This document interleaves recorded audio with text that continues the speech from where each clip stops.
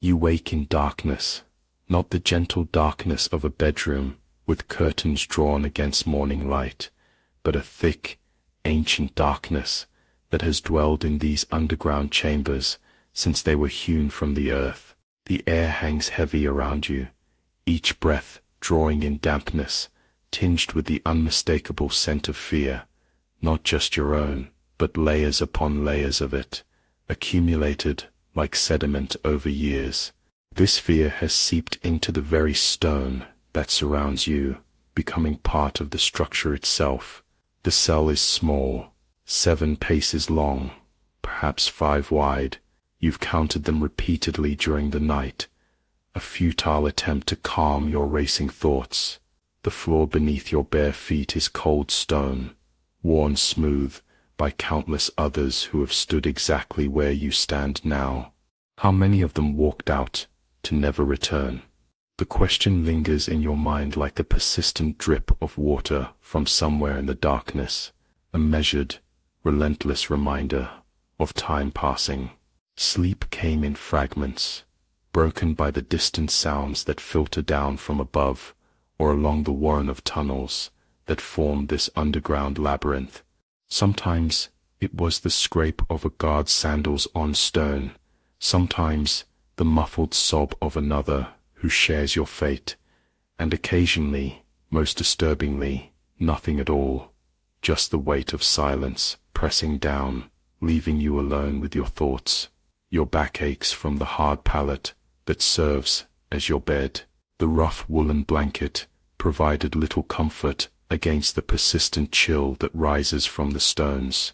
It smells of others, dozens, perhaps hundreds who clutched it before you, seeking the same meager comfort in their final hours. You wonder if your scent will join theirs, becoming part of this cycle of fear and resignation that has played out beneath the great arena for generations. Morning arrives, not with light. There are no windows here, but with sounds.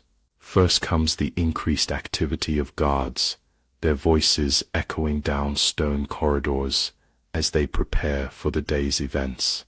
Then the distant rumble begins, so faint at first you might imagine it, but growing steadily as the seats above begin to fill. Thousands of feet, thousands of voices, all converging for entertainment, for spectacle, for blood. The wooden door to your cell creaks open. A guard stands silhouetted, his face impassive. He has done this hundreds of times before. To him, you are not a person, but a process, a task to be completed before midday meal. Why then time? He says simply. The word hangs in the damp air between you. Time for what? The end of time. The beginning of it? In this moment, past and future collapse into a singular point of dread that sits heavy in your stomach. You rise. What choice do you have? Your legs feel weak, unreliable, after hours of fitful sleep and days of inadequate food. The guard doesn't offer help as you stumble slightly. Why would he? Tomorrow there will be another in your place, and another the day after. The machinery of spectacle grinds forward regardless of individual weakness. The corridor outside your cell stretches in both directions, disappearing into shadow. The walls glisten with moisture, reflecting the light from sparse oil lamps that cast more shadows than illumination. Other doors line the passage. Behind each one, someone else awaits their fate. Sometimes you hear them, praying, weeping, raging against their circumstances. Sometimes, most terrifyingly, there is only silence. Your guard gestures left, and you comply. What else can you do? The stone floor is cold beneath your feet as you begin what feels like your final journey. 10 steps, 20. The corridor seems endless, yet you wish it were longer still. Each step brings you closer to what awaits above. The sound of the crowd grows incrementally louder, a rising tide of humanity that will soon crash over you. You pass another guard, leading another condemned soul. Your eyes meet briefly, a flash of recognition, not of the person, but of the shared circumstance. Then they are gone, moving in the opposite direction, different entrances for different spectacles. The great arena requires variety in its entertainment. The corridor widens into a chamber where other guards wait alongside men who regard you with clinical interest. These are the lenistei, the trainers and handlers of gladiators. Today, they will prepare you for the arena. Their eyes assess your height, your build, your likely strength. You are a commodity to them, a brief investment of time and equipment that will yield entertainment value for a few moments before being discarded. This one's thin, one says, speaking as though you cannot hear or understand. Won't last long against Marius. Doesn't need to, another replies with a shrug. Just needs to bleed well and die. Interestingly, they laugh, a sound without mirth or malice, simply the practical assessment of professionals discussing their craft. They direct you to a bench where you sit while they decide your equipment. There is no consideration of your preferences or skills. Why would there be? You have no skills for this, and your preferences matter not at all. You are a momentary diversion in a day filled with death. A crude tunic is thrust into your hands. The fabric is rough against your skin. As you pull it over your head, it has been washed, but stains remain, dark patches that you try not to think about too deeply. It hangs loosely on your frame, designed not for comfort or protection, but for easy removal when the time comes. The crowd must see clearly what happens to your body. Obscured deaths diminish the spectacle. Next comes a belt of thick leather, cracked and worn from use. It cinches around your waist, holding the tunic somewhat in place. One of the lenistei adjusts it, his fingers moving with practiced efficiency. He has done this thousands of times before. For him, this is routine. For you, it is the preparation for your ending. Arm, he commands, and you extend your right arm automatically. He begins wrapping a leather guard around your forearm, not to protect you from serious injury, but to prolong your ability to entertain. A quick death serves neither the crowd nor the reputation of the games. The leather is stiff, unyielding against your skin. It smells of previous wearers, their sweat, their fear, perhaps even traces of their blood dried into the material. As he binds it in place with rough cord, you wonder whose arm it encased before yours, and whether they survived their ordeal. The answer seems obvious, though. If they had lived, they would be a gladiator of some standing, not a piece of used equipment to be strapped onto the next victim. Your other arm receives similar treatment. Then a crude metal greave is attached to your right leg. Only one. The asymmetry is deliberate. A half measure of protection that acknowledges your status as expendable entertainment. Real gladiators, the professionals who have trained for years, receive more substantial armor. They are investments. You are an expense. Helmet, someone says, and a heavy metal cage is lowered onto your head. The weight of it is immediate and oppressive. The metal presses against your temples and restricts your vision to what lies directly ahead. The sides of your face are partially exposed, enough for the crowd to see your expressions of fear or pain, enough for them to recognize your humanity before it is extinguished. Inside the helmet, your breath sounds loud in your ears. Each inhalation, each exhalation becomes a private symphony of anxiety. The metal smells of oil and rust, and the faint copper scent of old blood.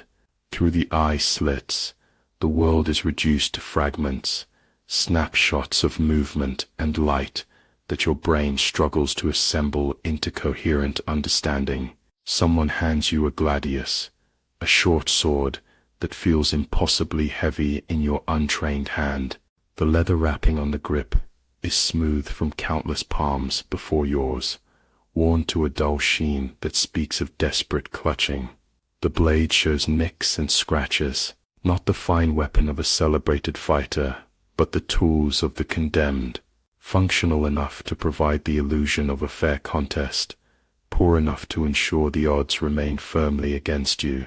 In your other hand, they place a small shield, not the large, body-covering scutum of the legionaries, or even the medium shields of professional gladiators, but a palmar, a round, lightweight shield that will turn only the most glancing of blows. Its face bears scratches and dents from previous encounters. Like everything else you've been given, it has served others before you, and will serve others after. The weight of these implements pulls at your shoulders, already tiring your muscles before the contest has even begun. You shift your stance, trying to find balance, but there is none to be found. These are not tools designed for you. These are props in a performance where your role is already written, to die dramatically enough to satisfy the audience. Move, the guard commands, and you follow him toward another corridor. This one slopes gently upward, toward daylight and doom. The crowd noise grows louder with each step. What had been a distant rumble now resolves into the distinct sounds of thousands of voices, laughing, shouting, the occasional cheer or jeer as earlier contests play out to their bloody conclusions. The corridor is lined with small alcoves. In some stand stone figures, crude representations of gods, or perhaps abstract symbols whose meanings have been lost to time. Some fighters touch them as they pass, a final supplication to whatever forces might extend mercy or grant a quick death. You consider doing the same, but hesitate. What god would intervene in a spectacle designed explicitly to mock the value of human life? Other fighters move along the same path, each in their own bubble of dread. Some mutter prayers, some stare vacantly ahead, some affect a confidence that rings hollow in this stone throat that swallows all who walk it. None speak to each other. What is there to say? Good luck? May your death come swiftly. The shared circumstance creates not camaraderie, but isolation, each person already retreating into the private space where they will meet their end. The slope increases. Your legs, already weak from poor food and fear, protest each step. The guard neither slows nor shows concern for your struggling pace. If you fall, you will be dragged. The schedule of the games waits for no one, least of all the expendable components of its machinery. Light appears ahead, not the full glare of open sky, but a diffuse glow that marks the entrance to the holding area beneath the arena floor. As you approach, the sound becomes overwhelming, a physical presence that pushes against you. 10,000 voices, 20,000, more, all of them waiting for blood and death, and the momentary thrill of witnessing another's final agony. The holding area is larger than you expected, a vaulted chamber where final preparations are made, where fighters gather before being sent up to meet their fate. The ceiling is the underside of the arena floor, wooden beams supporting the sand upon which you will soon stand. Occasionally, dust filters down as movements above displace small particles. Each mote catches the light from wall-mounted torches, creating brief constellations of illuminated specks that drift and disappear. Along one wall stand various contraptions, elevators and ramps that can introduce fighters or animals to the arena in dramatic fashion. The mechanisms look ancient and ominous, wooden constructions darkened with age and stained with substances you prefer not to identify. The air here is different, thick with the smell of animals kept in nearby pens, with sweat and fear, and the metallic scent of weapons being given final adjustments. It buzzes with tension, with the knowledge that above, separated by mere feet of wood and sand, waits an audience eager for entertainment built from human suffering. Other fighters mill about, some professionals with their own attendants making final adjustments to elaborate armor, some condemned, like you, awkward in ill-fitting equipment. The professionals avoid looking at you. Why would they acknowledge the walking dead? Their focus is on survival, on performance, on maintaining whatever status they've managed to accumulate in this brutal profession. Guards herd you toward a bench against the wall. Sit. Wait. The command is unnecessary. Where would you go? But control is the currency of this place, and they spend it freely. You sink onto the rough wooden surface, the weight of the helmet still pressing uncomfortably against your skull, the unfamiliar sword and shield awkward in your grip. Time stretches. You have no way to measure its passing, except by the periodic departure of others up to the arena. Some go confidently, professionals striding toward performance rather than death. Others are led, or sometimes dragged, their courage failing at the final moment. The crowd's response filters down, roars for favorites, anticipatory murmurs for novel matchups, occasional boos for those who fail to entertain sufficiently with their dying. A man sits nearby, older than most, with a scrolled tablet. He consults it periodically, calling names or gesturing to guards to retrieve specific fighters. He is the editor, not in the modern sense, but the ancient one, the organizer of games, the curator of death. His expression shows neither pleasure nor distaste, merely concentration on the logistics of orchestrating slaughter as entertainment. Occasionally fighters return, the victors of earlier bouts, sometimes bearing fresh wounds, but still alive. They move differently from those waiting to go up, carrying the strange energy of those who have faced death and temporarily evaded it. Their eyes hold a particular light, part relief, part disbelief, part the peculiar exhilaration that comes from surviving when others did not. The wait becomes its own torment. Each moment extends into what feels like hours, yet simultaneously rushes past too quickly. There is too much time to think, yet not enough to make peace with what's coming. Your mouth is dry. Someone passes with a bucket and ladle, offering water to those waiting. You drink deeply, but taste nothing. Your body accepts the hydration, while your mind remains disconnected from such mundane concerns. A group of priests moves through the chamber, offering blessings or last rites, depending on the preference of each fighter. When they reach you, you stare blankly. What comfort can ritual offer now? They take your silence as response enough and move on. Their gods seem as distant and unconcerned as the blue sky you can no longer see. The noise above swells, suddenly, a collective roar that reverberates through the wooden ceiling. Something spectacular has occurred in the current bout. You try not to imagine what it might be, but your mind supplies possibilities anyway.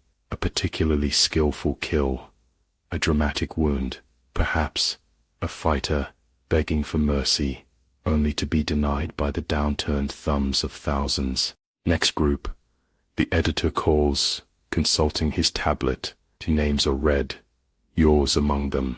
The moment has a strange duality, both expected and impossible to comprehend.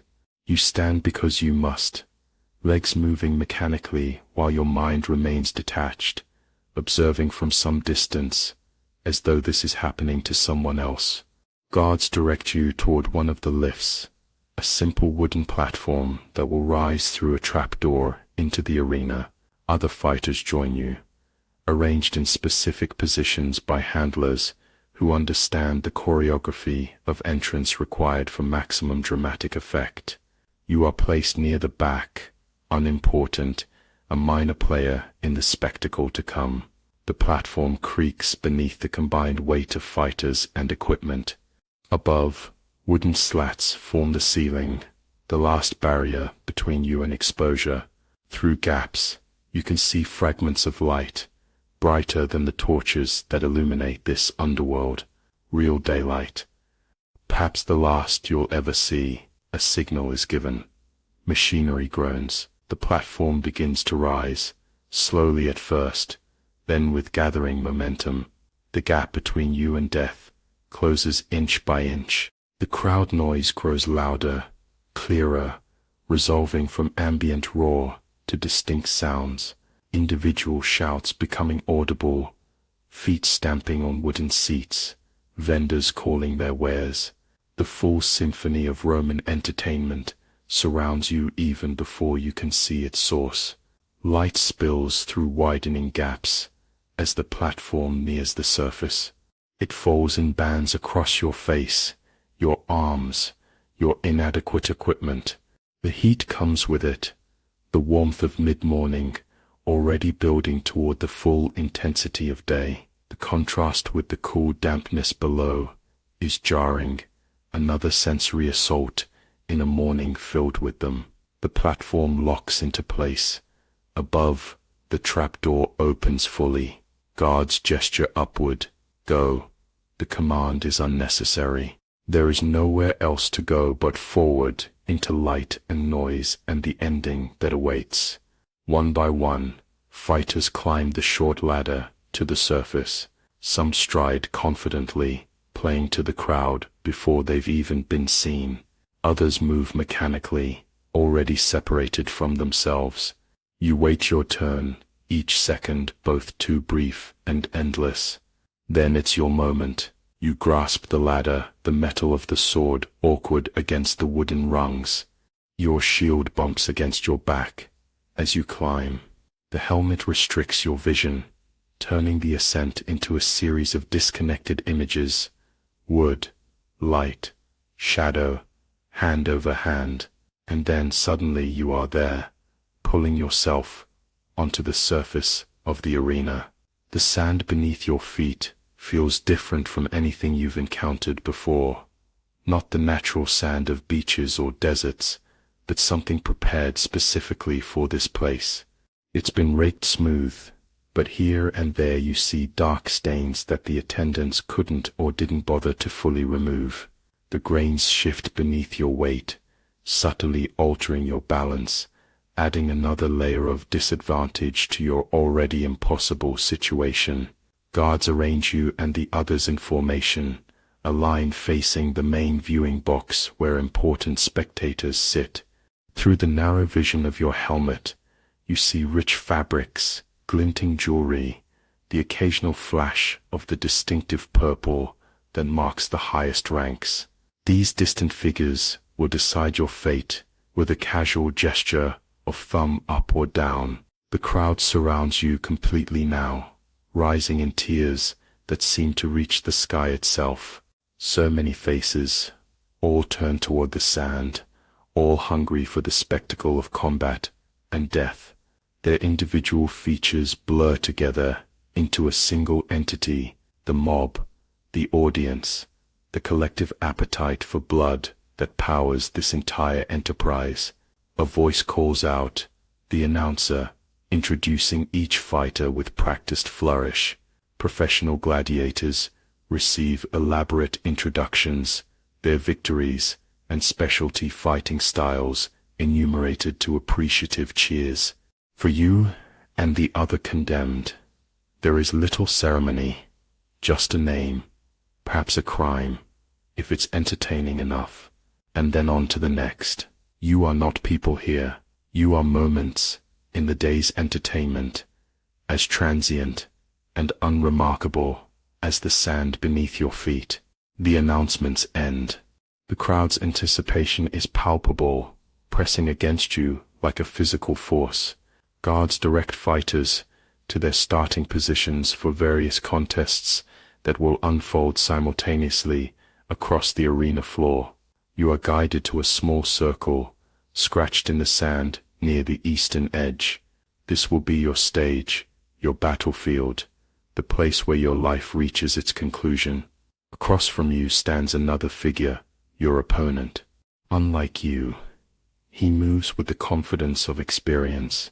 His armor, while not elaborate, fits properly and shows signs of care and maintenance.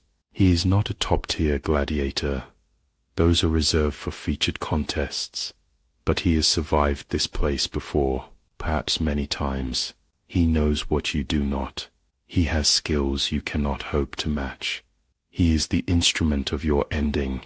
A guard leans close, his breath hot against your ear, even through the helmet. Provide good sport, he says, and your end will be clean. The words are meant as encouragement, perhaps even kindness in this context. Fight well, entertain sufficiently, and you'll be granted a quick death rather than a prolonged, humiliating one. It's the most mercy this place has to offer. The professional gladiator opposite you tests his weapon with practiced swings that cut the air with audible precision. Each movement speaks of countless hours of training, of muscles developed specifically for this purpose.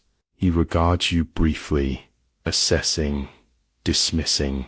You are not an opponent to him, merely an obligation, a brief exercise before he moves on to more challenging contests. A trumpet sounds. The crowd roars in answer. Around the arena, contests begin simultaneously. Different styles of fighting, different weapons, different stakes, but all with the same fundamental purpose: blood, death, entertainment. You raise your sword and shield, mimicking stances you've seen in sculptures or paintings. The weight already strains your arms. How long before they begin to tremble? How long before you can no longer lift them at all? Your opponent approaches, unhurried. He has done this before. He knows there is no rush. The conclusion is foregone, but the journey there must satisfy those watching. He circles slightly, letting the audience see both of you clearly, building anticipation. This is performance as much as combat. His livelihood depends not just on victory, but on providing sufficient spectacle in the process. The sun beats down from directly overhead now. Sweat forms beneath your helmet, running into your eyes, stinging with salt. The metal heats gradually, becoming an oven, encasing your head. Each breath comes hotter than the last. Already before the first exchange of blows, your body betrays you, vision blurring, muscles protesting, lungs struggling in the increasingly stifling confines of your headgear. Your opponent makes his first move, a testing thrust, deliberately slow, almost contemptuous in its restraint. Even so, you barely react in time, shield coming up awkwardly to deflect the blow. The impact shudders through your arm, surprisingly forceful despite its apparent casualness. The crowd responds with a collective murmur, not impressed but acknowledging the beginning of the end. You attempt to counter, sword swinging in a wild arc that contains all your fear and desperation. It needs only air, as your opponent steps easily aside, his movement economical and precise. The weight of your missed swing pulls you off balance, feet sliding in the treacherous sand. You stumble, nearly fall, recover awkwardly.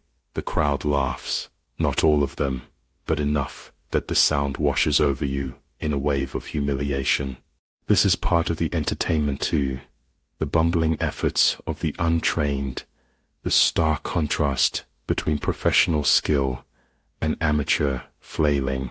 Your dignity is as expendable as your life in this place. Your opponent allows you to regain your footing, not from mercy, but from professional pride. Killing you while you're down would be too quick, too anticlimactic. The crowd deserves better pacing in their entertainment. He waits, weapon ready, but not threatening. giving you the opportunity to provide more sport before the inevitable. You face him again, legs already trembling slightly from exertion and fear. The sword feels impossibly heavy now, the shield an anchor rather than protection. The sun continues its relentless assault, the heat of the sand radiating upward to meet the direct rays from above.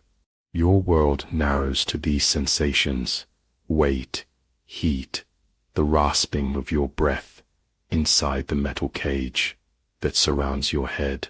Another attack comes, faster this time. 2 strikes in quick succession, the first at your shield, deliberately forcing it wide, the second a controlled slash that opens a line of fire across your upper arm. The pain is immediate and shocking, a bright flare of sensation that cuts through the numbing fear. Blood wells, runs down to your elbow, drips onto the sand where it darkens and disappears. The crowd approves with a collective sound, not quite a cheer, but an acknowledgement of the first blood. This is what they've come for. This is just the beginning of what they expect. Your opponent steps back, allowing them to see your wound clearly, giving them time to appreciate this first installment in your unmaking. You realize, with sudden clarity cutting through fear and pain, that this will be neither quick nor merciful. This man knows exactly how to prolong a contest, how to extract maximum entertainment value from an outmatched opponent. He will dismantle you piece by piece, inflicting wounds designed to weaken but not immediately incapacitate, to draw out your dying into a performance worthy of the price of admission. The knowledge brings a strange calm. The worst is not death, but this drawn-out humiliation, this public unraveling of your humanity for others' amusement. Something shifts within you, resignation perhaps, or the peculiar clarity that sometimes comes when options narrow to zero. You attack again, not with skill, but with the reckless commitment of the already defeated. Your sword swings wide, an obvious, telegraphed movement that any trained fighter would easily avoid. Your opponent does exactly that, stepping inside your guard, his own weapon raised for another controlled strike. The desperation sometimes accomplishes what skill cannot. As he moves to counter, your foot slides on the sand, not a stumble this time, but a deliberate drop to one knee. His blow passes over your suddenly lowered head, and your wildly swinging sword connects with his leg.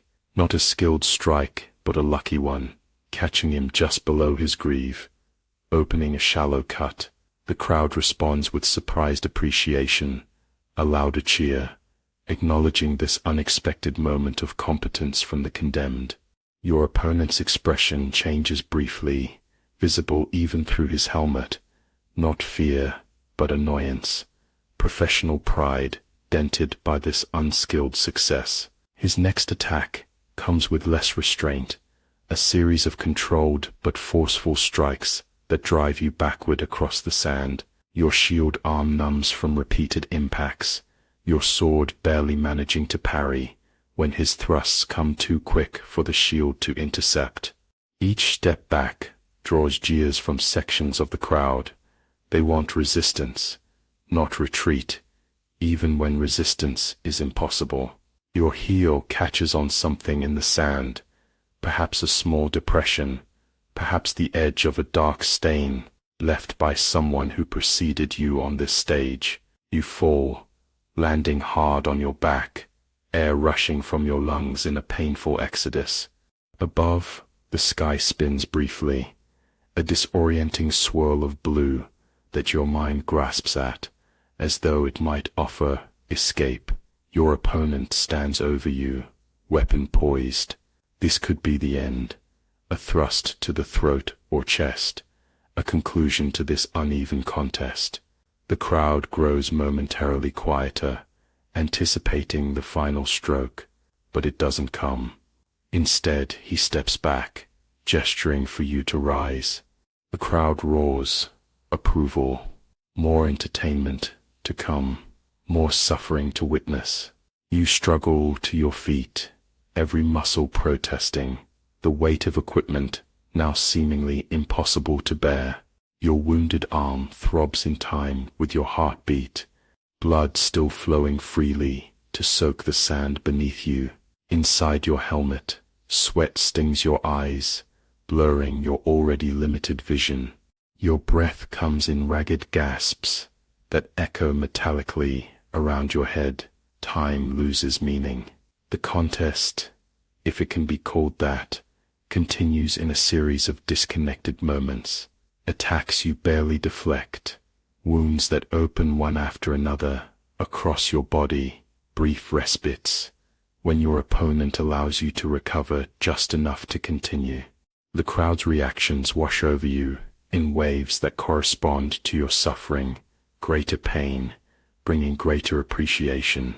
Your world narrows to the few feet of sand around you, to the figure that deals out your unmaking with professional detachment, to the increasingly desperate signals from your body as it approaches its limits. You no longer hear individual voices from the crowd, no longer feel the heat as distinct from pain, no longer remember clearly what came before this moment or contemplate what might follow it. A particularly skillful strike knocks the shield from your numbed fingers. It falls to the sand with a soft thud that nonetheless seems to echo through your awareness. Defenseless, now save for your increasingly ineffective sword, you face your executioner with a strange detachment. Part of you has already departed, already begun the journey away from this place of sand and blood and spectacle. Your opponent recognizes the moment for what it is. His next attack targets not your body, but your remaining weapon, a precise strike that sends shockwaves through your arm and causes the sword to drop from nerveless fingers, now completely disarmed. You stand swaying slightly, waiting for completion. He circles you once, allowing the crowd full view of your defeated state, bloodied, weaponless, barely standing. Their noise rises, falls, rises again. Opinions differ on what should happen next, on whether you've provided sufficient entertainment to merit a quick end. Thousands of voices call for thousands of different conclusions to your story. Your opponent looks toward the main viewing box, awaiting the signal that will determine your fate. Through your blurred vision you see movement there, figures leaning forward to consider your case, to weigh your performance in their capricious scales. A gesture comes. Even at this distance, its meaning is clear. Police verso, thumbs down, no mercy. Your opponent nods, accepting the verdict with professional indifference. He moves behind you, outside your limited field of vision. The crowd's roar builds to a crescendo, anticipating the final moment of the spectacle you've provided. You feel pressure as he grips your shoulder, positioning you for a clean strike. The last thing you notice is how blue the sky remains, how distant and unconcerned. Then darkness comes, swift and complete. Your role in the day's entertainment concludes. The sand accepts your final contribution. The crowd's attention already shifts to the next contest, the next victim, the next momentary distraction from their own mortality. In the cells below, another waits, counting the paces of their confinement, listening to the sounds that filter down from above. Tomorrow, they will walk the path you've walked. The machinery of spectacle continues, indifferent to individual components, eternal in its hunger for more. The trapdoor opens fully now, hinges groaning under the weight of ancient wood as it folds back against the sand. Light floods the narrow passage below, not in gentle increments, but as a physical force that assaults your senses after the perpetual twilight of the holding cells. This is your first glimpse of the world above, a rectangular patch of flawless blue sky, framed by wooden edges, so vivid and perfect it seems almost painted rather than real. The guard behind you prods you forward with the butt of his spear, not a vicious jab, but a practiced, impersonal gesture that communicates everything about your status here. You are livestock being herded to slaughter, your pace and direction determined by others. Your feet find the first rung of the ladder, then the next. The climb is awkward with the unfamiliar weight of sword and shield, your movements clumsy and unpracticed compared to the professional gladiators who preceded you up this same path. As your head clears the level of the arena floor, the light intensifies. It's not just brightness, but heat that strikes you, a solid wall of it that seems to physically push against your face and exposed skin. Midsummer in Rome, the sun at its zenith, heat rising from sand that has been baking since dawn. Your eyes water and squint reflexively, vision temporarily reduced to vague impressions of color and movement. The sounds come next, washing over you in a wave that feels almost solid. Thousands of voices merged into a single organism of noise, shouting, laughing, calling to vendors, arguing over bets placed on the matches to come. The acoustics of the arena are perfectly designed to amplify and direct this sound, focusing it onto the sand where you now stand. It surrounds you completely, coming from every direction at once, inescapable as the heat or the light. Your vision begins to adjust gradually, shapes resolving from the initial blur of light. First comes the sand, a specially prepared surface of imported golden grains, raked smooth between contests, but still bearing darker patches where blood from previous combatants has soaked in. The arena floor is vast, far larger than it appeared from the narrow perspective of below. The distance from where you stand to the far wall seems impossible, a journey rather than a space, a landscape rather than a room. As you pull yourself fully onto the surface, your feet sink slightly into the sand. It's not the compact, wet sand of beaches, but something looser, more treacherous. Each step requires more effort than normal, the grains shifting under your weight in unpredictable ways. You realize this is by design, another element working against the untrained, another advantage for those who have learned to compensate for this unstable footing. Only now, standing upright in the full arena, does its scale become truly apparent. The seating rises in tiered rings that seem to reach toward the sky itself, each level packed with spectators. Closest to the arena floor sit the most privileged, senators in their white togas with purple borders, wealthy merchants, visiting dignitaries from allied states or conquered territories. Behind them, the equestrian class, then the common citizens, highest and furthest, where the view is poorest, but the price most affordable, the lowest classes, and slaves permitted to attend. All these faces, thousands upon thousands, blur together into a single watching entity.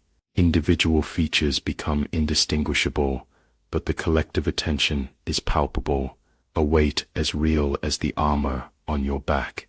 These are not people anymore, but a single organism, its mood shifting like weather, its approval or disapproval holding the power of life and death.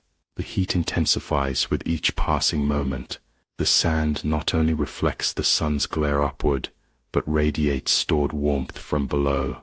Your feet, protected only by thin leather sandals, already feel the burn of it. Sweat forms immediately, running in rivulets down your back, your chest, your face. Inside the close confines of your helmet, the air quickly becomes stifling, each breath hotter than the last. Guards position you and the other fighters in a line facing the imperial box, a structure more elaborate than the surrounding seating, decorated with purple hangings and golden eagles. The officials seated there will determine which fights occur, in which order, which prisoners face which professional gladiators, who lives and who dies. Their power is absolute in this domain, their whims indistinguishable from fate itself. Standing at attention, you become aware of a new discomfort, the weight of your equipment. The sword, which seemed merely awkward below ground, now reveals its true burden. The muscles in your arm already begin to protest, unaccustomed to supporting this mass of metal for any length of time. The shield, though small compared to those carried by professional fighters, pulls at your shoulder with increasing insistence.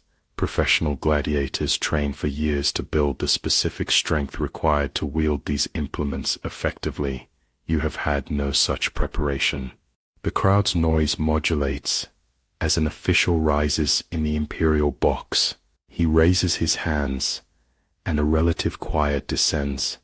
Not silence, never silence, in a gathering this size, but a diminishment of volume that allows his voice to carry across the sand. He welcomes the spectators, praises the generosity of the game's sponsor, invokes the gods, and honors the emperor. The formalities continue for what seems an eternity, while you stand exposed to the relentless sun, sweat now soaking your tunic, legs already beginning to tremble slightly from the simple effort of standing at attention in the shifting sand.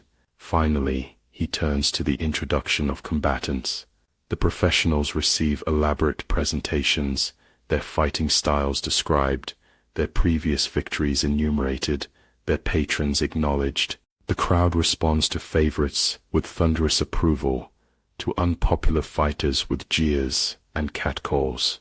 Each reaction washes across the arena in waves, a barometer of public sentiment that can determine a fighter's fate as surely as skill or strength. For you and the other condemned, the introductions are perfunctory at best. A name, perhaps a crime, if it's sensational enough to add entertainment value. The crowd responds with generalized noise, neither approval nor disapproval, but merely acknowledgement of fresh material for their amusement. You are not people to them, but props, temporary diversions between the real contests featuring trained gladiators. The announcements complete, guards direct fighters to their designated positions around the arena. The sand seems to stretch endlessly now.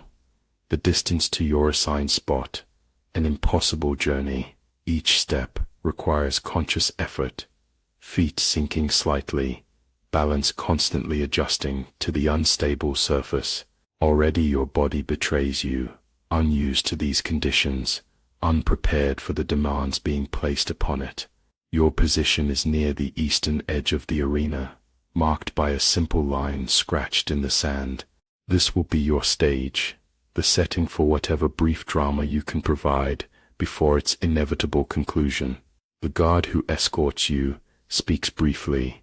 Try to last at least a few exchanges. The crowd dislikes too quick an ending. The words contain no cruelty, merely professional advice.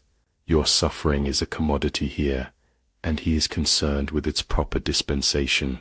Across from you waits your opponent, a professional gladiator of middle rank, neither a celebrated champion nor a novice. His equipment fits properly, shows signs of care and maintenance. He holds his weapon with practiced ease, the weight that already taxes your muscles, apparently insignificant to him. Through the eye slits of your helmet, you see him assess you briefly, measuring height, build, how you hold your borrowed equipment. His expression shows neither anticipation nor reluctance, merely professional appraisal. From this position, the full immensity of your surroundings becomes overwhelming. The arena no longer feels like a structure but a landscape, a world unto itself with its own rules and gravity. The seating rises around you like mountains, the sand stretches like a desert, the sky above seems more distant and unreachable than ever before. The scale is deliberately disorienting, designed to emphasize the insignificance of those who stand upon the sand compared to the institution that contains them. The trumpet sounds startlingly close. Around the arena, other pairs and groups of fighters take their positions. Different styles of combat will unfold simultaneously, variety being essential to the day's entertainment. Some contests feature equal opponents in fair competition, professional, others are intentionally mismatched for spectacle rather than sport. Yours falls decidedly in the latter category. The trumpet sounds again. Combat begins throughout the arena, each contest developing according to its own rhythm. The crowd's attention splits, shifting from one area to another as interesting developments occur. Their collective voice rises and falls like the sea, surging when blood is drawn or skilled moves executed, receding during lulls in the action. Your opponent approaches, unhurried. He has done this before, perhaps many times. His movements are economical, practiced, each step accounting for the shifting sand beneath. He circles slightly, giving the crowd a clear view of both combatants, building anticipation. This is performance as much as combat, and he understands his role perfectly. The sun beats directly overhead now, no shadow cast in any direction. Heat radiates from above and below simultaneously, creating a shimmering effect at the edges of your vision. Inside your helmet, the air grows increasingly stifling. Each breath comes hotter than the last, heavy with your own exhalations trapped in the metal confines. Sweat stings your eyes, blurs your already limited vision. Your tunic clings to your body, soaked through completely now. Your opponent makes his first move, a testing thrust, deliberately restrained, assessing your reactions. Even this measured attack comes faster than you anticipated, your shield lifting a moment too late, the blow deflected more by luck than skill. The impact travels up your arm, surprisingly forceful, despite its apparent casualness. The crowd acknowledges this first exchange with a generalized murmur, not impressed, but settling in for the spectacle to come. You attempt a counter, sword swinging, in an unpracticed arc. The weight of it pulls you off balance, the momentum carrying farther than intended. Your opponent steps easily aside, his movement so efficient it seems almost leisurely. Your wild swing meets only air, the force of it turning you partially, feet sliding awkwardly in the sand. A section of the crowd laughs. The sound cuts more deeply than any blade. Collective amusement at your ineptitude, your fear, your impending doom. This too is part of the entertainment. The stark contrast between professional skill and amateur flailing, highlighting the value of trained gladiators by comparison. Your opponent allows you to regain your footing, not from mercy, but from professional pride and understanding of the crowd's expectations. Killing you too quickly would be poor showmanship. The audience deserves a proper narrative arc to their entertainment: establishment, complication, climax, resolution.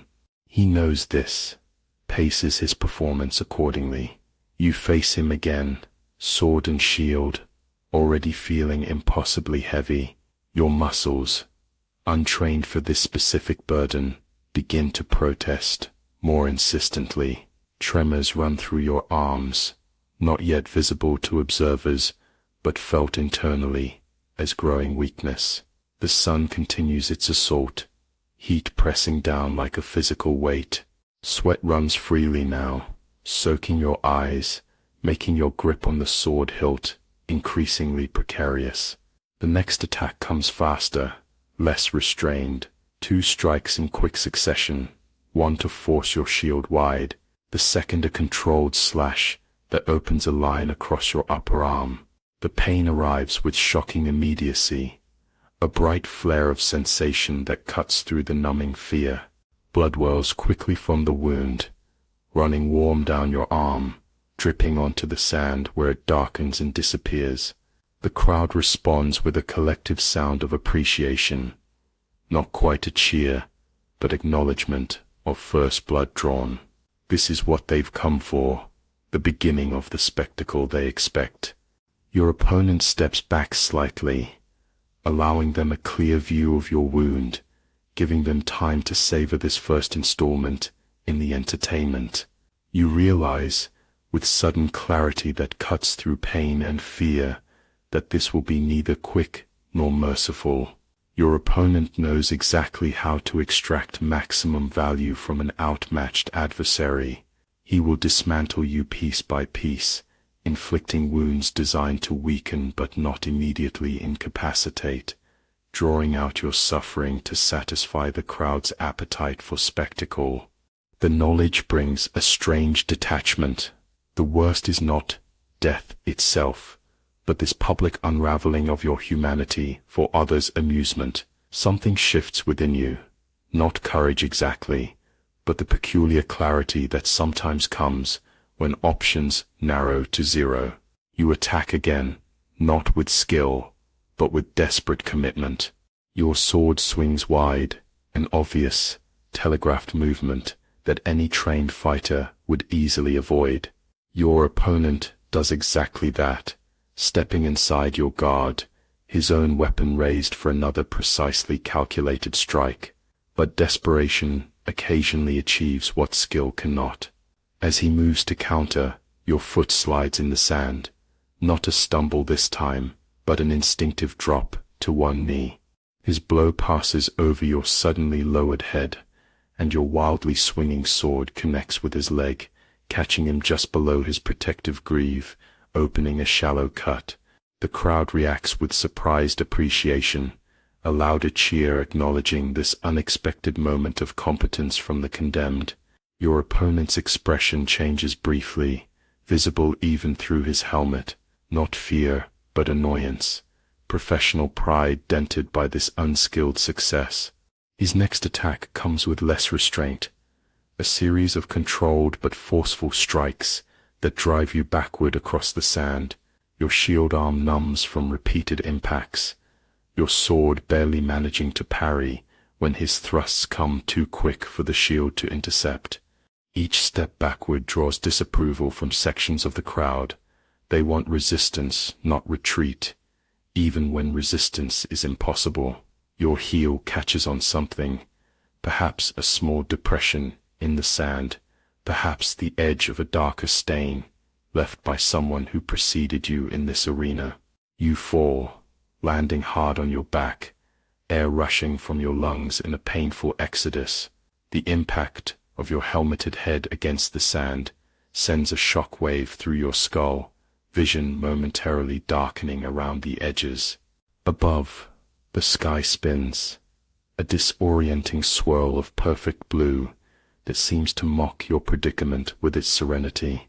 The roar of the crowd seems to recede briefly, sound muffled by the ringing in your ears. For just a moment, a strange peace descends, as though you've stepped outside the arena and its demands, found a quiet space between heartbeats where none of this matters. The moment ends as your opponent appears above you, weapon poised. This could be the conclusion, a thrust to the throat or chest, a quick end to this uneven contest. The crowd grows momentarily quieter, anticipating the final stroke, but it doesn't come. Instead, he steps back, gesturing for you to rise. The crowd roars approval, more entertainment to come, more suffering to witness. You struggle to your feet, every muscle now in open revolt. Your wounded arm throbs with each heartbeat, blood flowing freely to create a small dark patch in the sand below. Inside your helmet, the air has become nearly unbreathable, hot, humid with your exhalations, heavy with the metallic smell of your own fear. Your vision tunnels slightly, the edges darkening, the center increasingly blurred by sweat and exhaustion. The arena seems to waver around you, its solidity questioning itself. The crowd becomes a single entity of noise without meaning, their individual reactions merging into ambient roar. The sun beats down without mercy, its heat now indistinguishable from the burning in your muscles, the fire in your wounded arm, the throbbing in your head from the fall. Your opponent watches you sway slightly, recognizing the signs of a fighter reaching their limits. His next attack is calculated accordingly, forceful enough to be impressive to observers, but controlled to prevent an immediate end to the contest. The crowd is paid for entertainment of certain duration, and he is a professional providing the service they expect. His sword strikes your shield with deliberate force. The impact travels up your increasingly numb arm, into your shoulder. The shield, heavy and unwieldy in your untrained grip, is torn from your grasp. It falls to the sand with a soft sound that nonetheless seems to echo through your awareness. Now half defenseless, you face your executioner with one arm useless at your side, the other barely able to lift the sword that grows heavier with each passing moment. The crowd's noise changes pitch, anticipation building as they sense the contest entering its final phase. Your opponent circles again, allowing them full view of your deteriorating condition, bleeding, shieldless, barely standing. He is a performer as much as a fighter, understanding exactly how to build narrative tension, how to give the audience the experience they've come to witness. Time loses meaning entirely.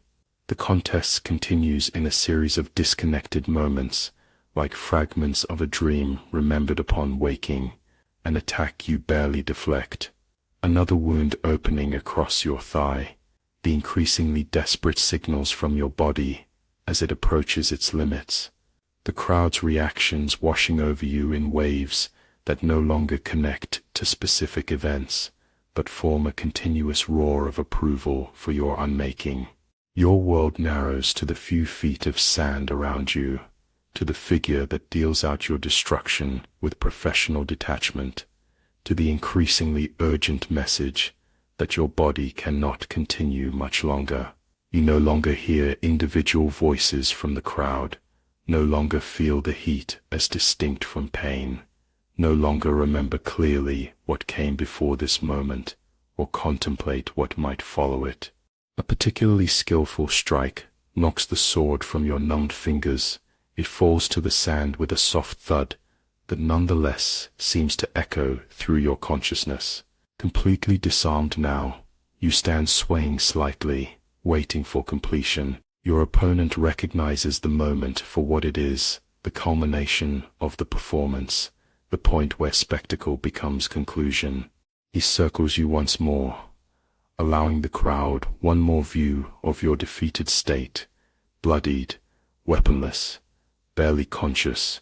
Their noise rises, falls, rises again. Opinions differ on what should happen next, on whether you've provided sufficient entertainment to merit a quick end. Thousands of individual judgments merge into a collective verdict that will determine your final moments. Your opponent looks toward the imperial box, awaiting the signal that will determine your fate. Through your blurred vision, you see movement there, figures leaning forward to consider your case, weighing your performance in their capricious scales. A gesture comes. Even at this distance, its meaning is clear. Police verso, thumbs down. No mercy granted. Your opponent nods, accepting the verdict with professional indifference. He moves behind you, outside your limited field of vision. The crowd's roar builds to a crescendo, anticipating the final moment of the spectacle you've provided. You feel his hand grip your shoulder, positioning you for a clean strike. The last thing you notice is how blue the sky remains, how distant and unconcerned. Then darkness comes, swift and complete. Your role in the day's entertainment concludes. The sand accepts your final contribution.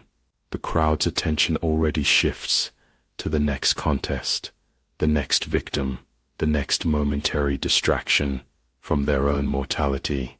Attendants rush forward to drag your body from the arena, to rake smooth the sand where you fell, to erase all evidence of your passing. Within moments, another contest begins in the same spot, the crowd's attention completely transferred to this fresh entertainment. Your entire existence in this place, your fear, your pain, your ending, becomes nothing more than a briefly enjoyed diversion, already forgotten as new diversions emerge. The sun continues its arc across the perfect blue sky, indifferent to what transpires below. The heat remains oppressive, the light unforgiving. Other fighters enter the arena throughout the day, each believing themselves somehow different, each discovering the same truths you discovered. The sand receives them all equally, absorbs their blood without judgment or memory. As afternoon edges toward evening, shadows begin to lengthen across the arena floor. The quality of light changes, softens slightly. The heat diminishes incrementally, yet the games continue. The crowd's appetite, seemingly insatiable. One contest follows another in carefully orchestrated progression, each designed to maintain interest, to prevent satiation, to keep the collective attention engaged. From somewhere beyond the arena walls comes the sound of birds, ordinary creatures, continuing their ordinary lives, unaware and unconcerned with the spectacles of human cruelty unfolding nearby. The sound carries faintly across the sand, audible only in brief moments. When the crowd's roar temporarily diminishes, it offers a reminder of another world that continues to exist outside this closed system of violence and entertainment. Eventually, as the sun touches the western edge of the arena wall, the final contests conclude. The crowd begins to disperse, returning to lives temporarily suspended during this day of spectacle. They discuss particularly memorable moments, debate the skill of favored gladiators, compare this day's entertainment to previous games they've attended. Few, if any, give thought to the condemned who provided the day's secondary entertainment, the brief doomed struggles that filled time between featured bouts. Arena slaves move across the sand, gathering discarded weapons, collecting bodies, preparing the space for tomorrow's games. The day's blood soaks into the sand, joining that of countless others who have fallen here. By morning, the surface will appear clean again, freshly raked, ready to receive more contestants, more victims, more blood. The arena empties gradually, its massive structure settling into temporary quietude. The sand cools as direct sunlight fades. Wind moves across the surface, displacing small grains, beginning the natural process of erasing the day's events that human hands will complete before dawn.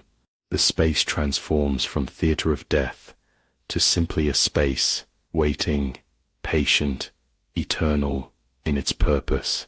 Beneath the arena, in the cells and holding areas, those who survived today's contests return to their quarters. Professional gladiators tend injuries, discuss their performances, prepare mentally and physically for future contests. The condemned, who somehow earned the crowd's mercy, wait in uneasy reprieve, knowing tomorrow or the next day may bring them back to the sand, back to the sun, back to the judgment of the crowd.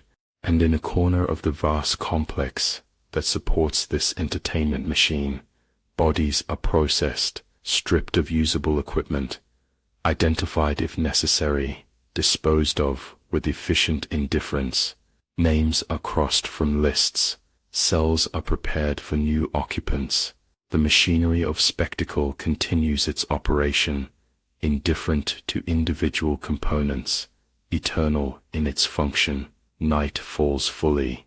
The arena stands silent under stars, a massive shadow against the city skyline. Tomorrow it will fill again. The sun will rise, heat the sand, cast its unforgiving light on new victims.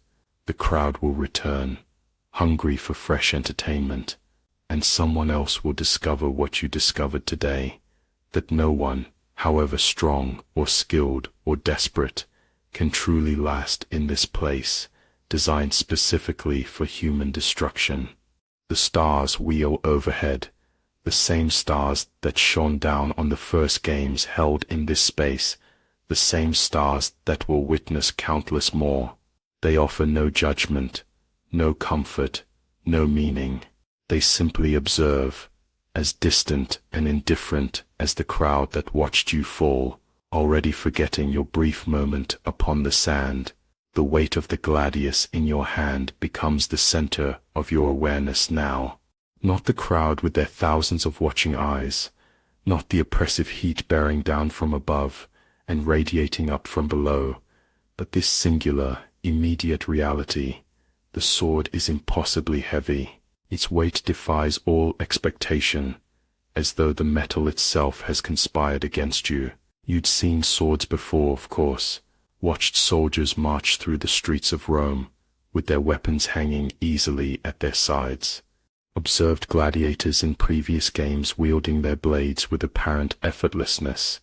Nothing in those observations prepared you for the reality of actually holding one.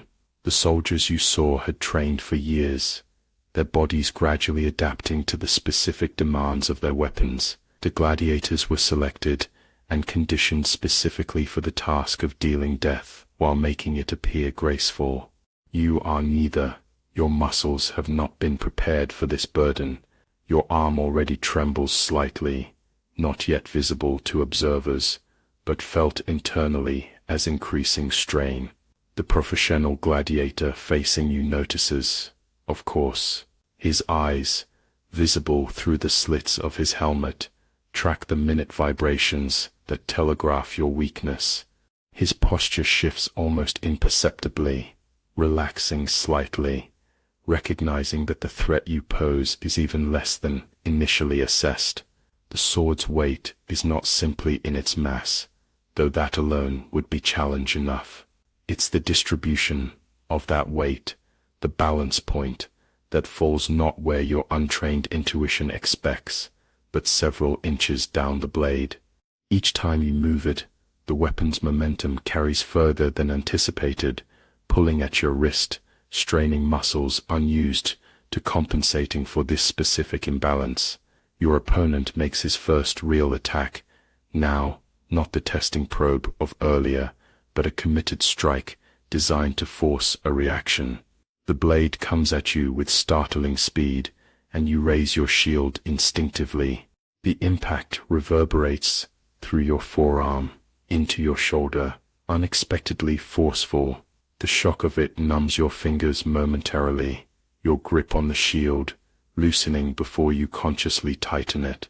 The professional fighter reads your reaction perfectly, the slight widening of your eyes visible through your helmet, the minimal step backward as you absorb the blow. He is gathering information with each exchange, building a complete assessment of your capabilities, or rather your lack of them. This is scientific for him, methodical. He is not fighting you so much as solving you. Like a simple puzzle presented to a master, you attempt to counter-strike, swinging your gladius in what you imagine to be a threatening arc.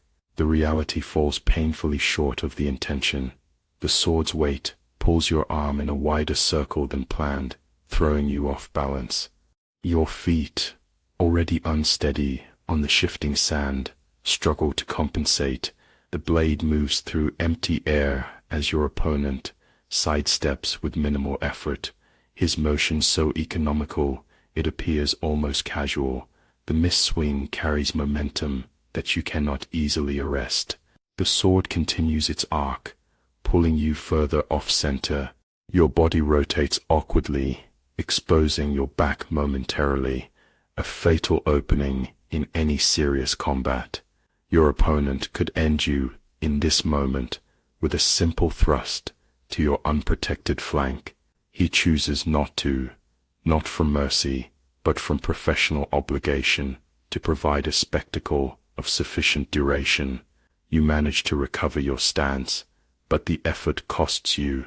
Muscles unused to these specific movements already begin to burn with exertion. Your breathing quickens, each inhalation drawing hot, stale air through your helmet. Sweat runs freely down your face, stinging your eyes, soaking the padded interior of your headgear. The sword that seemed merely heavy moments ago now feels as though it's made of solid lead. The professional gladiator observes your deteriorating condition with clinical interest.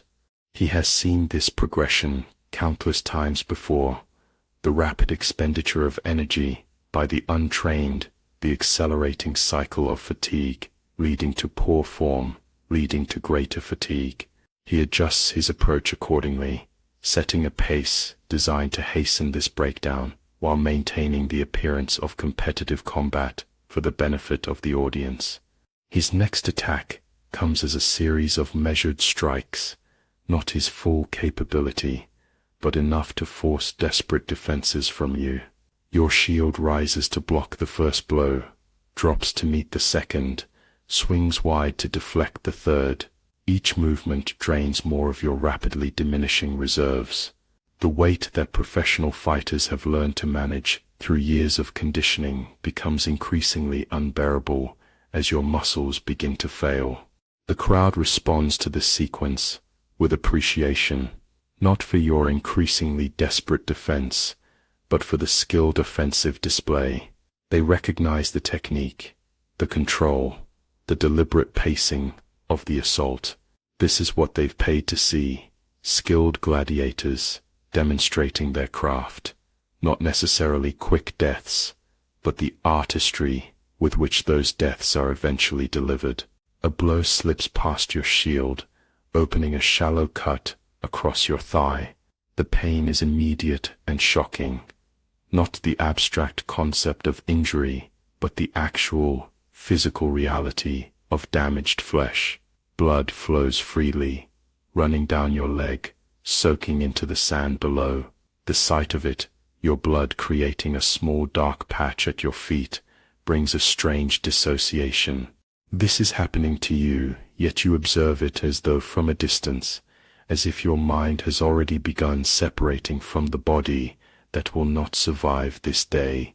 Your opponent steps back, allowing both you and the crowd a moment to acknowledge this first significant wound. The audience responds with a collective sound of approval, not quite a cheer, but recognition that the combat has progressed to its next phase. For them, your blood is not a tragedy, but simply the expected development in their entertainment. The professional gladiator uses this pause to adjust his stance, to regulate his breathing, to maintain the physical equilibrium that you have already lost. This, too, is part of his training, not just the techniques of combat, but the management of his body's resources throughout a fight. Where your energy depletes in a rapidly accelerating downward spiral, his remains carefully modulated, preserved for the duration required. You try to mirror his composed stance, to present some semblance of a fighter rather than a victim. The effort is betrayed by visible trembling in your sword arm, by the increasingly labored rise and fall of your chest, as breathing becomes more difficult within the confines of your helmet. The cut on your thigh throbs in time with your heartbeat, a persistent reminder of vulnerability, of penetrability, of how easily your body can be unmade. The next exchange follows a similar pattern, his controlled offense meeting your increasingly desperate defense. The weight of your equipment, manageable minutes ago, now approaches unbearable. Each time you lift the shield, the effort seems to require more strength than you possess. Each swing of your sword comes slower, less coordinated, the weight pulling at muscles now sending urgent signals of distress to your brain. A curious numbness, begins to spread through your shield arm. Not the sudden shock of impact, but something more insidious, the gradual failure of muscles pushed beyond their capacity. Your grip weakens incrementally. The shield, never properly positioned due to lack of training, drops lower, exposing more of your torso. Your opponent notes this development with professional interest, adjusting his targets accordingly. The next blow comes directly at this newly vulnerable area. You try to raise the shield to intercept it, but your arm responds with treacherous slowness. The gladius slips past your defense, opening another wound across your ribs. The pain flares bright and immediate, distinct from the generalized agony of overtaxed muscles. Fresh blood soaks into your tunic, the fabric clinging to your skin with unpleasant warmth. The crowd's reaction intensifies, approval for this escalation in damage, for the visible evidence of your deteriorating condition. The collective voice washes over you in waves, the individual sounds merging into ambient roar that seems increasingly distant, as though reaching you from across some widening divide between their reality and yours. Your vision begins to narrow, the periphery darkening slightly. The combination of heat, exertion, and blood loss takes its cumulative toll. The arena around you seems less solid somehow, its edges softening, distances becoming difficult to judge. Only your opponent remains in sharp focus, the immediate threat commanding your brain's dwindling resources. He sees these signs with practiced recognition. He has watched this progression countless times before, the gradual unraveling of the untrained body under combat stress. His next attacks target your increasingly compromised defenses with methodical precision. A strike to the shield that numbs your arm further, a slash that you barely evade, the blade passing close enough to feel its displacement of air against your skin. A controlled thrust that opens yet another wound, this one on your shoulder. The sword in your hand now feels as though it's made of stone rather than metal. Each movement requires conscious effort, a specific decision to overcome the screaming protest of muscles pushed far beyond their capacity. Your arm no longer raises the blade smoothly, but in jerking increments, each degree of elevation representing a small battle, won against your body's growing rebellion. Time fragments, consciousness fluctuating. The contest continues in a series of disconnected moments, rather than a continuous flow. An attack, a desperate defense, another wound opening, the crowd's reaction. Between these snapshots of awareness come brief periods of disorientation, where the world seems to recede slightly, sounds becoming muffled, vision blurring at the edges before snapping back into painful clarity. Your opponent recognizes these signs as well. His attacks now come not in continuous sequences, but as isolated strikes, each followed by a brief pause, allowing you to recover just enough to continue, to provide a few more moments of entertainment before the inevitable. This too is part of his professional expertise, understanding exactly how to extract maximum spectacle from an outmatched opponent, how to prolong without extending beyond what the audience will tolerate. A particularly well-placed strike catches your wrist, sending a shock of pain up your arm. The gladius, already barely held, falls from numbed fingers to the sand below. The sound it makes landing, a soft thud, insignificant in the vastness of the arena, nonetheless seems to echo through your awareness. Half disarmed now, you face your executioner with only a shield you can barely lift. The crowd's noise changes pitch, anticipation building as they sense the contest entering its final phase. Your opponent pauses, allowing them to fully appreciate your increasingly desperate situation.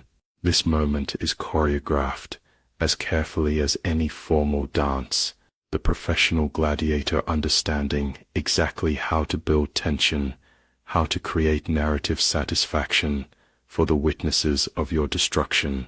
He gestures toward your fallen weapon, an invitation to retrieve it.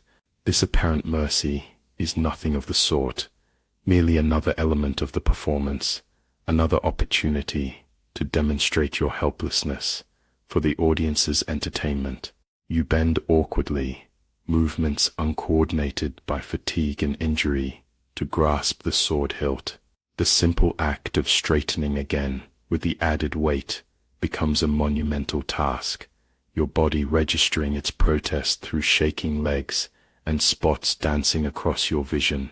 Sword reclaimed, but now held limply at your side, you no longer possess the strength to raise it effectively.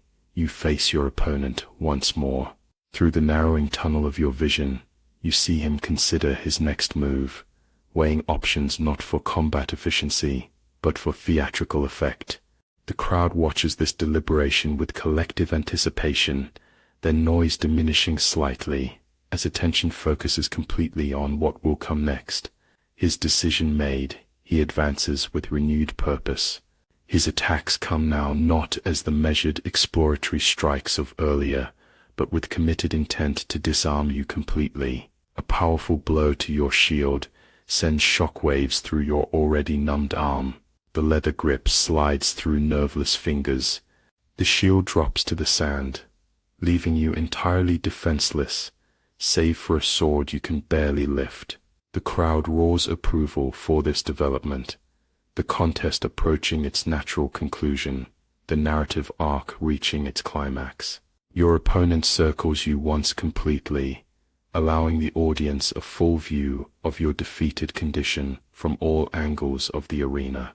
Blood from multiple wounds has soaked your tunic, runs down your legs, pools slightly at your feet, where it darkens the sand.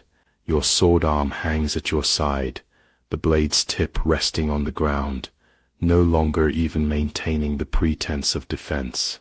Through the increasingly fragmented nature of your consciousness, a strange clarity emerges. The weight of the blade, which has been your central reality throughout this one-sided contest, now seems to embody something larger than itself. It represents the weight of training never received, of skills never developed, of knowledge never acquired. The professional facing you carries the same physical burden, the same mass of metal and wood, yet for him, they are extensions of his will rather than obstacles to it. The difference is not in the equipment, but in the years of adaptation that you were never granted. Your opponent moves behind you now, outside your field of vision. The crowd's noise builds to a crescendo of anticipation. You feel his presence rather than see it, sense the controlled power of someone who has mastered his craft through thousands of hours of dedicated practice. The contrast between his capability and your helplessness could not be more complete, a demonstration not just of individual difference, but of the unbridgeable gap between the prepared and the unprepared. A hand grips your shoulder, positioning you for what comes next. Even in this final action, there is technique, practice, professional consideration.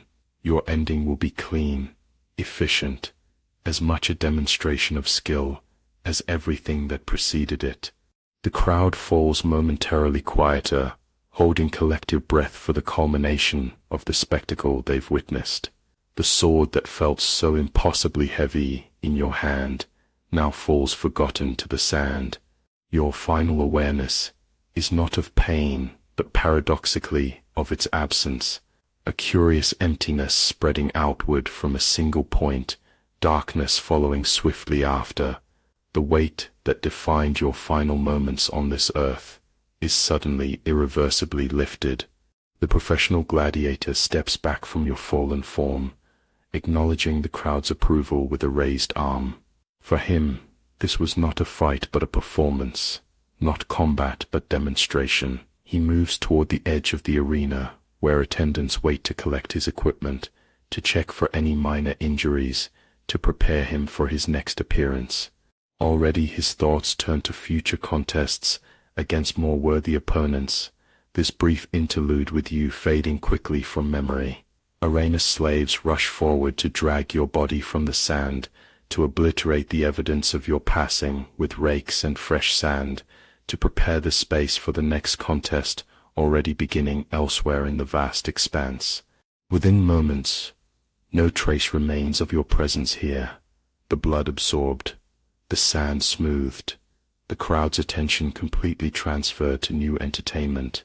The sword that proved so unbearably heavy in your untrained hand is collected, cleaned, returned to the armory to be issued to the next condemned, who will discover exactly what you discovered, that the weight of the blade is not merely physical, but the accumulated weight of training never received, of skills never developed, of preparation never undertaken. The lesson will be learned again and again, each time too late, each time at the cost of another life.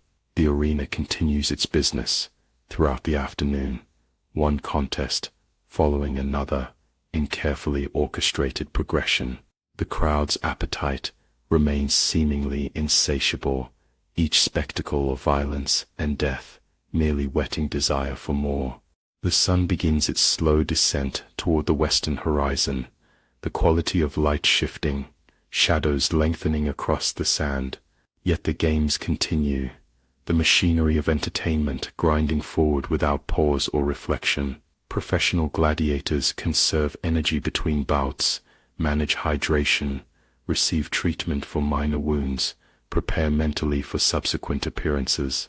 They understand this environment completely, not just the techniques of combat, but the broader context of entertainment in which their skills are deployed.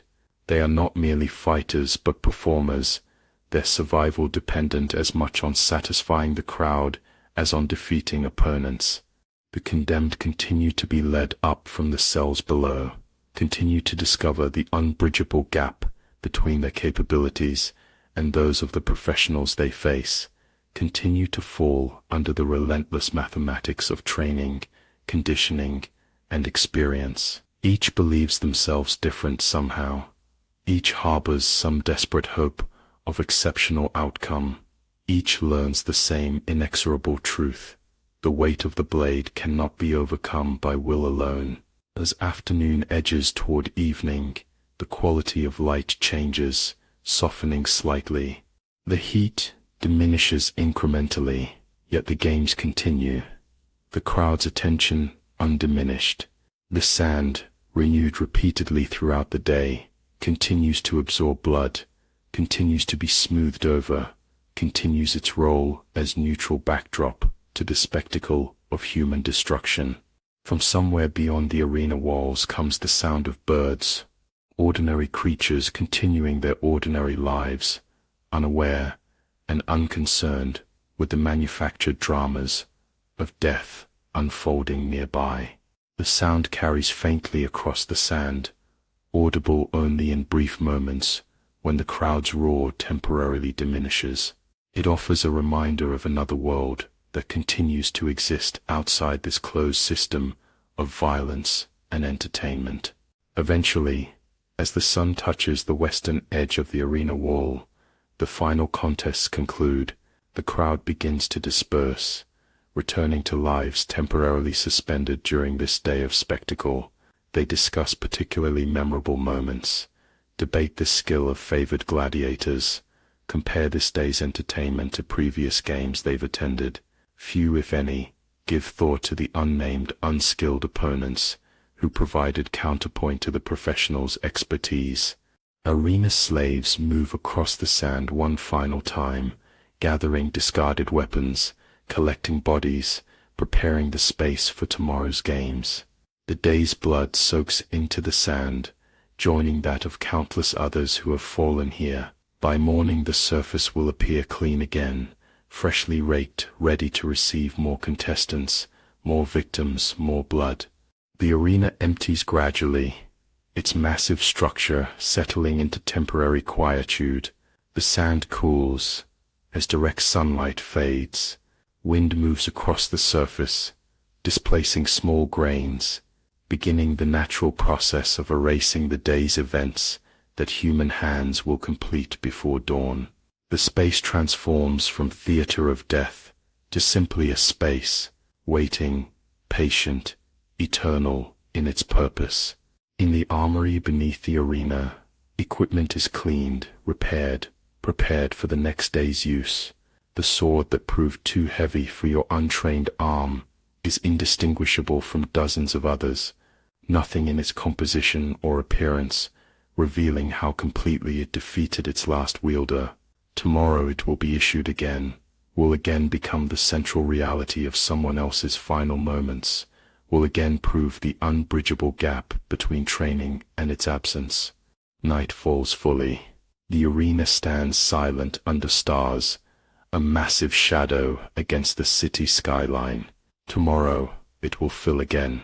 The sun will rise, heat the sand, cast its unforgiving light on new victims. The crowd will return, hungry for fresh entertainment, and someone else will discover what you discovered today, that no one, however strong their will or spirit, can overcome the weight of the blade without the years of training that transform burden into extension, obstacle into instrument, limitation into capability. The stars will overhead, the same stars that shone down on the first games held in this space, the same stars that will witness countless more. They offer no judgment, no comfort, no meaning. They simply observe, as distant and indifferent as the crowd that watched you fall, already forgetting your brief moment upon the sand.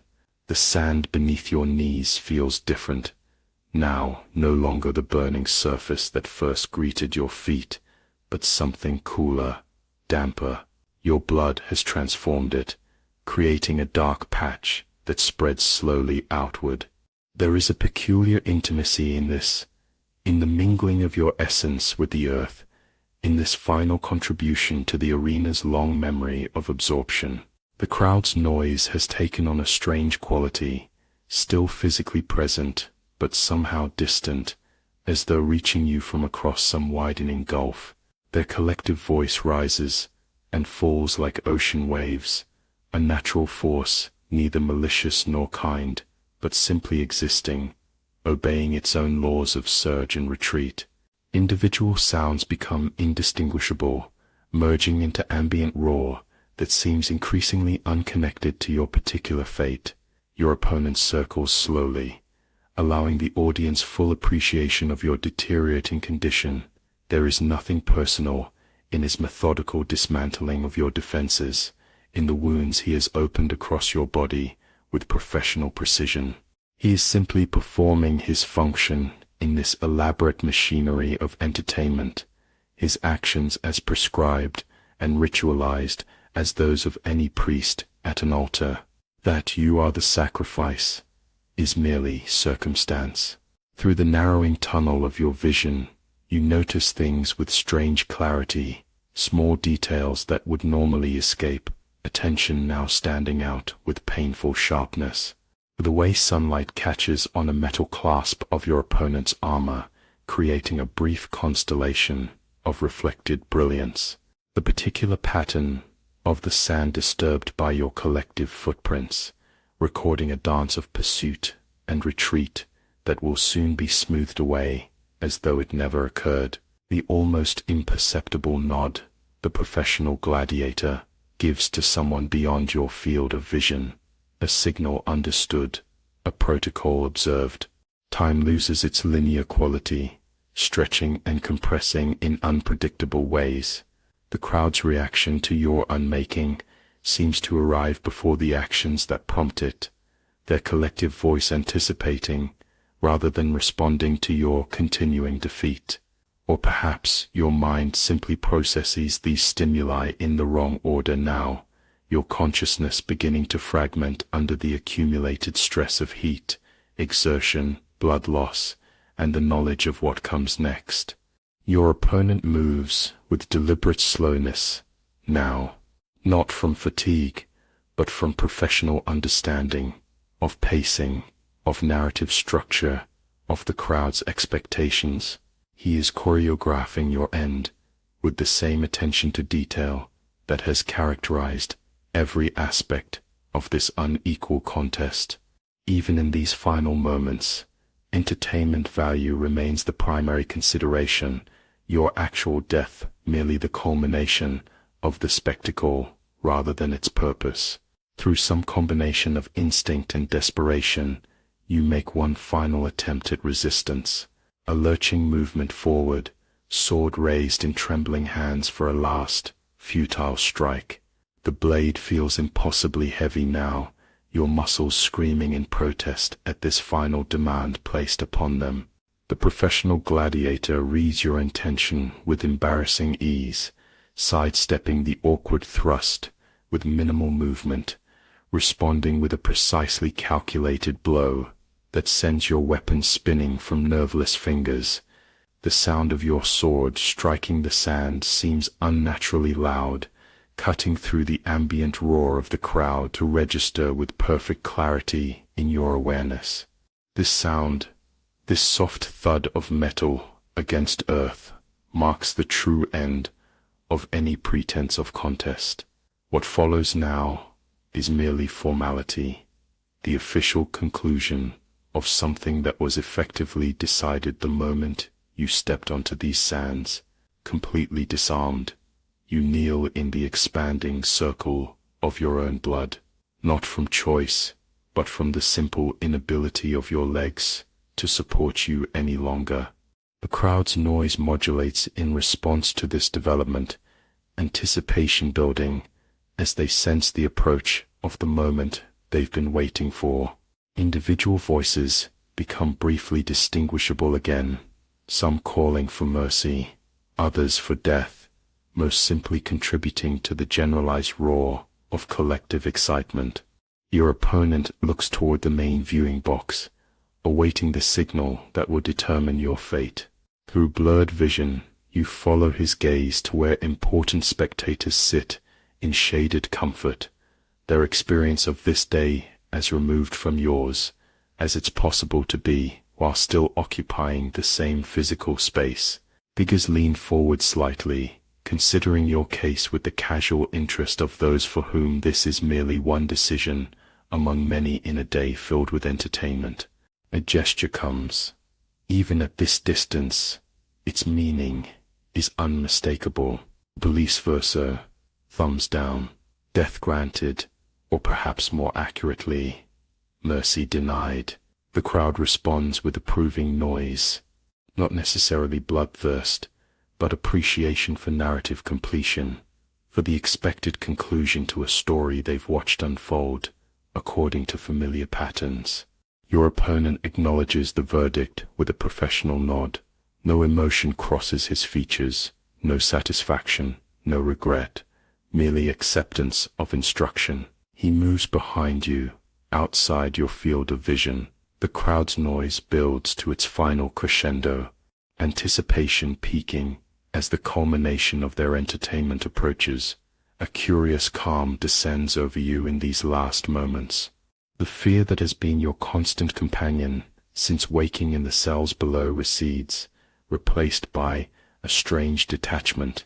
You notice the quality of light across the sand, how it catches each grain differently, creating a tapestry of minute shadows and highlights.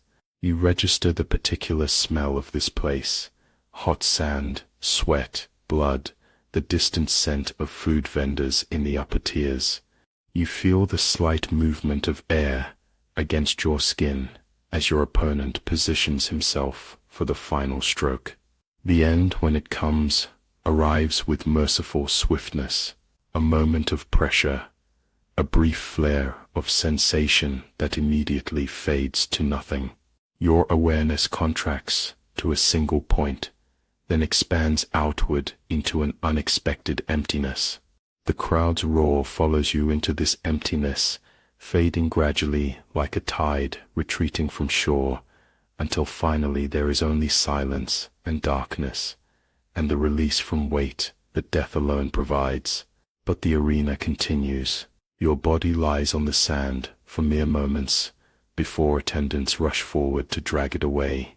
They work with practiced efficiency, not from callousness, but from the simple reality that the day's entertainment must proceed without interruption. Other contests are already underway elsewhere, in the vast expanse. The crowd's attention shifts seamlessly, your brief moment in their consciousness already fading, replaced by fresh spectacle. The sand where you fell is quickly raked smooth, obscuring any evidence of what transpired there. A thin layer of fresh sand is scattered over the area, covering lingering dark patches. Within minutes, no visible trace remains of your existence in this place. The arena's surface returns to its neutral state, a blank canvas awaiting the next performance, the next victim, the next momentary diversion.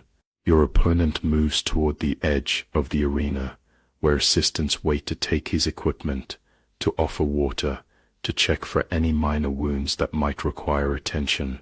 For him, this was not a significant contest, but merely one of several he might participate in throughout the day. Already, his thoughts turn to later matches against more worthy opponents. Your face, your name, the particular way you moved or fell, all these details blur almost immediately, indistinguishable from dozens of similar encounters in his professional experience. The crowd, that collective entity that witnessed your unmaking, retains no meaningful memory of your specific struggle.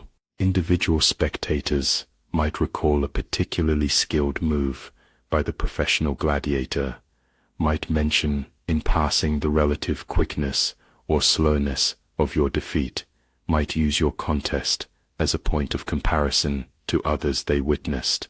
But you as a person, as an individual with hopes and fears and a life that extended beyond this sand, this they neither know nor consider. New fighters emerge from below, take their positions, begin their own brief dramas of resistance and defeat. The same sun beats down upon them, the same crowd evaluates their performance, the same sand receives their blood when they fall. Each believes themselves somehow unique, each harbors some desperate hope of exceptional outcome. Each discovers the same inexorable truth: the arena remembers none who lack the skill to survive it. Throughout the afternoon, this cycle repeats with mechanical precision. The professional gladiators demonstrate their craft against each other in featured contests that showcase actual skill and training. The condemned provide counterpoint, brief, predictable spectacles of outmatched struggle that serve to highlight the value of the professionals by contrast. The crowd consumes both equally, their appetite for entertainment apparently insatiable. As the day progresses, the quality of light changes, the sun moving toward the western horizon, shadows lengthening across the sand. Yet the games continue, the machinery of spectacle grinding forward without pause or reflection. One contest follows another in carefully orchestrated progression, each designed to maintain interest, to prevent satiation, to keep the collective attention engaged. From somewhere beyond the arena walls comes the sound of birds, ordinary creatures continuing their ordinary lives, unaware and unconcerned with the manufactured dramas of death unfolding nearby. The sound carries faintly across the sand, audible only in brief moments when the crowd's roar temporarily diminishes. It offers a reminder of another world that continues to exist outside this closed system of violence and entertainment. The body that was yours is processed with efficient indifference, stripped of usable equipment, identified if necessary for administrative records, disposed of without ceremony. Your name becomes a mark on a tablet, a record crossed out, an accounting completed. The machinery of spectacle acknowledges individual components only to the extent required for its continued operation. In the cells beneath the arena, others wait their turn, counting the hours until they too will climb to the surface, will feel the heat of the sand, will face the roar of the crowd and the expertise of trained killers.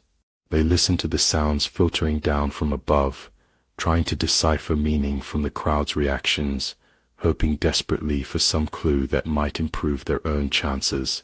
Hope persists, even in this hopeless place, a curious resilience of human psychology that the arena exploits, but never entirely extinguishes. Eventually, as the sun touches the western edge of the arena wall, the final contests conclude. The crowd begins to disperse, returning to lives temporarily suspended during this day of spectacle.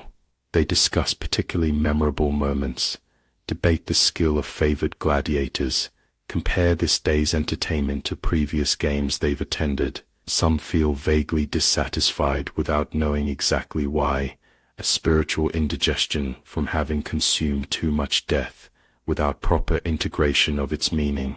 Arena slaves move across the sand one final time, gathering discarded weapons, collecting any remaining bodies, preparing the space for tomorrow's games.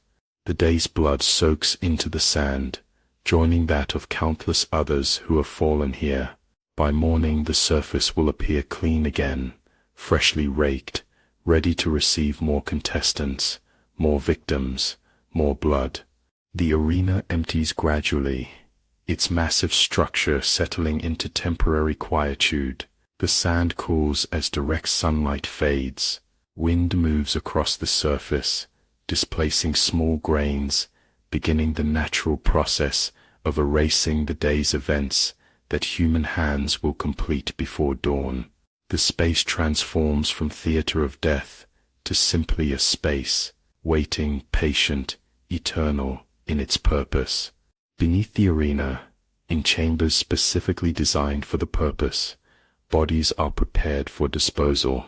Some are the famous, the noteworthy, the particular favorites of important patrons, receive treatment, approaching respect. Most, including yours, are handled with utilitarian efficiency, the primary concern being hygiene rather than dignity.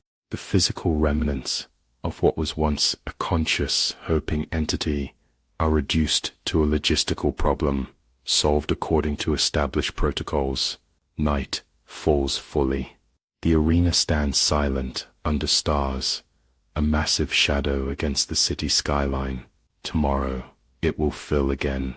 The sun will rise, heat the sand, cast its unforgiving light on new victims. The crowd will return, hungry for fresh entertainment, and someone else will discover what you discovered today.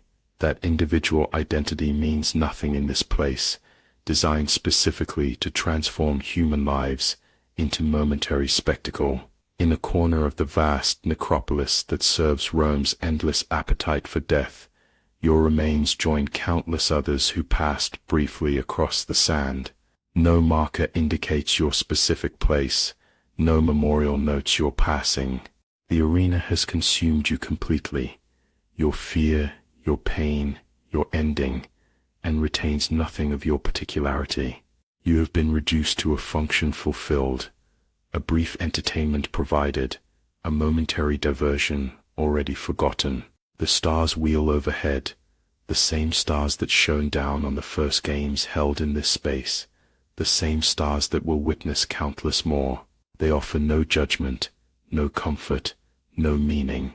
They simply observe, as distant and indifferent as the crowd that watched you fall, already anticipating tomorrow's spectacle with collective hunger that never diminishes, never reflects, never remembers.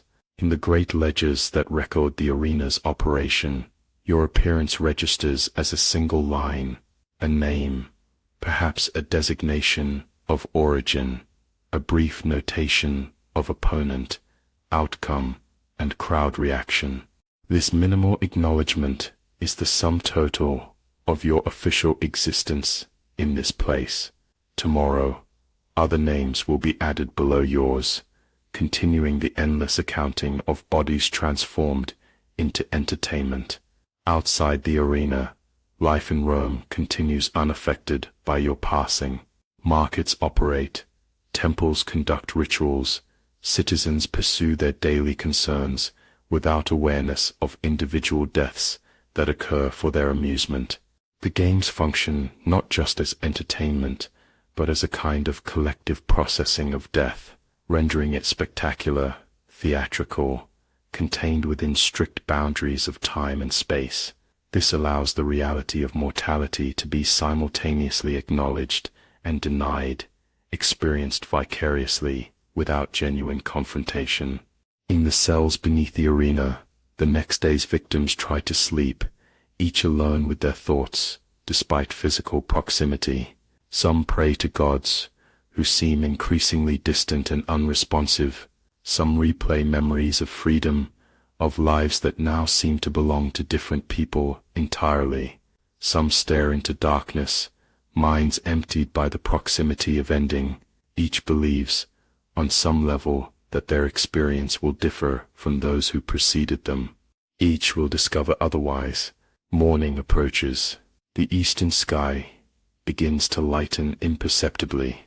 Arena slaves commence their daily preparations, raking the sand to pristine smoothness, checking structural elements, readying equipment. The guards change shifts beneath the seating areas, in the corridors, beside the cells. The machinery stirs to life, after its brief nocturnal pause, preparing to fulfill its function for another day. The arena remembers none who pass across its sand. It exists, not to preserve individual memory, but to provide collective experience, to transform death from private tragedy to public entertainment, to render mortality itself into spectacle safely contained within its walls. You have fulfilled your role in this ancient processing of human fear. Your brief appearance on the sand is complete, your contribution to the day's entertainment concluded, your individual story absorbed into the arena's larger, ongoing narrative that acknowledges specific lives only to subsume them into its eternal pattern of spectacle and forgetting. Dawn breaks fully. The new day begins. In the cells below, someone wakes to the knowledge that today they will climb to the surface, will feel the heat of the sand, will face the roar of the crowd. They do not know your name, your face, the particular way you fought or fell. No one has told them that you existed. No one will tell others that they existed. The crowd remembers none who lack the skill to survive, and the sand accepts all equally, without judgment or memory. The arena awaits its next momentary occupants, patient and eternal in its hunger, indifferent to individual identity, concerned only with function fulfilled and entertainment provided. The crowd will remember none who pass before them today, but they will return tomorrow, and the day after, and after that, drawn by something deeper than memory, something that speaks to collective human fascination with mortality safely experienced through others, with death rendered spectacular rather than personal, with endings that can be witnessed without being truly understood. And so the cycle continues, as it has for generations, as it will for generations more. The sand is smooth again, waiting to record new footprints, new struggles, new blood. The crowd gathers again, hungry for fresh spectacle, fresh momentary heroes, fresh sacrifices. The arena stands ready, its purpose unchanged since its creation, to transform individual death into collective entertainment, to render the most private of human experiences into the most public of spectacles, to allow the crowd to witness what they fear without truly confronting it. The crowd remembers none who fall upon the sand, but the sand itself remembers all, absorbing equally the blood of the famous and the forgotten, the skilled and the untrained, the defiant and the resigned. In this most democratic of recollections, you remain not as an individual with name and story, but as part of the composite memory of the arena itself, your essence joined with countless others who passed briefly across its surface, contributing to the invisible record of human endings that the sand keeps but never reveals.